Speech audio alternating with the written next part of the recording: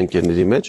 ովքեր առողջ են, բայց ազատվել են պարտադիր զինվորական ծառայությունից, բայց տեսնում ենք, որ իրենց առօրյա կյանքում նրանք մերպես կամ մեզանից առողջ ապրում են։ Այ ախպեր ջան, հենց չես հեռու, ախպերդ։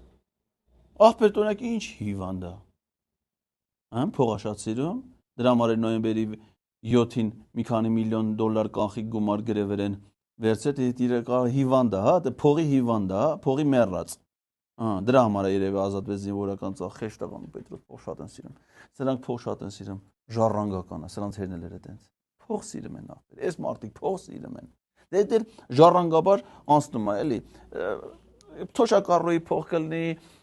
էդ էլ են սիրում, բանի փող կլինի, ասենք թե զինվորի փող կլինի, սիրում են, փող են սիրում։